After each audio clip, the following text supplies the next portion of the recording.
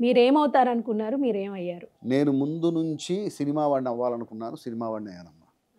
నా సమస్య లేదు. అంటే ఎందుకో వచ్చింది? మీకెవరన్నా ఉన్నారా ఫ్యామిలీలో గానీ ఎవరైనా అంటే సినిమా? బేసిక్‌గా నేను కళాకారుల ఫ్యామిలీ నుంచి వచ్చాను. మా నాన్న స్టేజ్ ఆర్టిస్టు. మా అమ్మ స్టేజ్ ఆర్టిస్టు. నేను ఊహ తెలిసిన దగ్గర నుంచి కల్చరల్ బ్యాక్‌డ్రాప్‌లోనే పెరిగాను నేను. మా ఇంట్లో ఎప్పుడూ నాటకాలకు సంబంధించిన డిస్కషన్సే జరుగుతూ ఉంటాయి. రిహార్సల్స్, ఆ హార్మోని మోతలు, ఆ డైలాగ్స్, వాటి మధ్య నేను ఆ పద్యాలు వాటి మధ్య పెరిగాను నేను. ఎట్ ఏ సేమ్ టైం మా అమ్మమ్మకి విపరీతమైన సినిమా పిచ్చి. ఓకే. మా అమ్మమ్మకి రోజు ఓ సినిమా చూసేది. ఖచ్చితంగా నన్ను మా తమ్ముడిని తీసుకుని రోజుకో సినిమా గెలిపేది. ఓకే. అలాగే చిన్నప్పటి నుంచి నాకు సినిమా పిచ్చి అలవాటైంది. నాకు ఊహ తెలిసిన తర్వాత ఎన్టీ రామారావు గారికి బాగా కనెక్ట్ అవటం, రామారావు గారి డైలాగులు చెప్పటం, రామారావు గారి లాగా డ్యాన్స్ చేయడానికి ట్రై చేయటం, ఆయనలాగా యాక్ట్ చేయడానికి ట్రై చేయటం, అలాగే అక్కినే నాగేశ్వరరావు గారి లాగా అలా డైలాగులు చెప్పటం, అందరు చుట్టుపక్కల వాళ్ళందరూ పోగొట్టడం, వీడు పెద్ద ఆర్టిస్ట్ అవుతాడు, వీడు ఎప్పటికైనా గొప్ప సినిమాలకు వెళ్ళిపోతాడు వీడు అని చిన్నప్పటి నుంచి అందరూ అంటూ ఉంటే అది నిజమే కావాలని పడుతూ ఉంటుంది మనసులో. ఎవరికైనా ఇలాగే జరుగుతుంటుంది, నా ఒక్కడికే కాదు, అందరికీ అలాగే.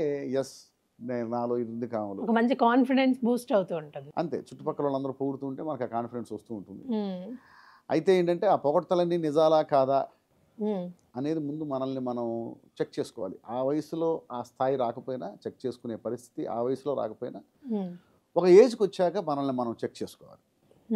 నాలో ఎవరున్నారు, ఆర్టిస్ట్ ఉన్నాడా, రైటర్ ఉన్నాడా, డైరెక్టర్ ఉన్నాడా, ఎవరున్నారు ఏంటనేది చెక్ చేసుకోవాల్సిన అవసరం, చెక్ చేసుకునే స్థాయి ఒక స్థాయికి వస్తాయి.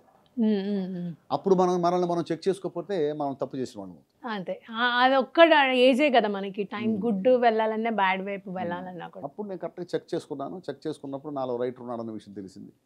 రైటర్ అవుదామని ట్రై చేశాను, రైటర్ అయ్యాను, రైటర్గానే బతుకుతున్నాను. ఎస్, రైటర్, మామూలు రైటర్ కాదు. అంటే one of the top writer మీరు. ఎందుకంటే మంచి మంచి మూవీస్కి మాటలు రాశారు, అవకాశాలు వచ్చినాయి అమ్మా.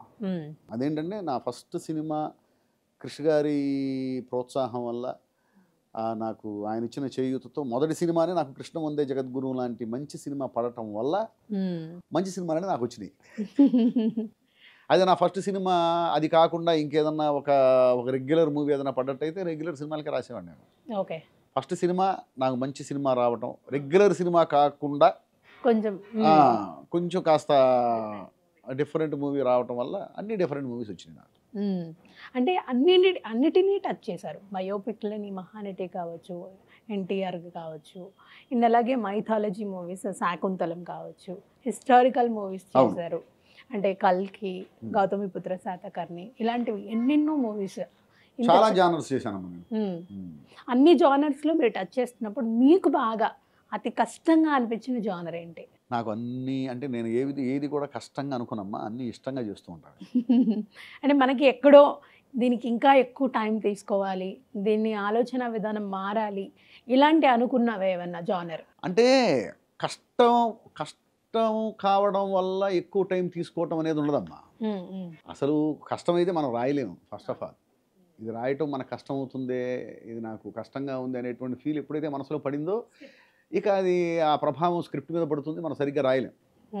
నేను రాయలేకపోతున్నానే, కొంచెం కష్టం అవుతుంది అనే ఫీలింగే రాకూడదు మనకి. అది నాకు ఎప్పుడు రాలేదు. ఓకే. అది రాయడానికి ఆ క్యారెక్టర్స్లోకి వెళ్ళిపోతాను, ఆ కథలోకి వెళ్ళిపోతాను, ఆ సమస్యలోకి వెళ్ళిపోతాను, ఆ సంఘర్షణను అనుభవిస్తూ ఉంటాం, ఆటోమేటిక్గా వచ్చేస్తాయి.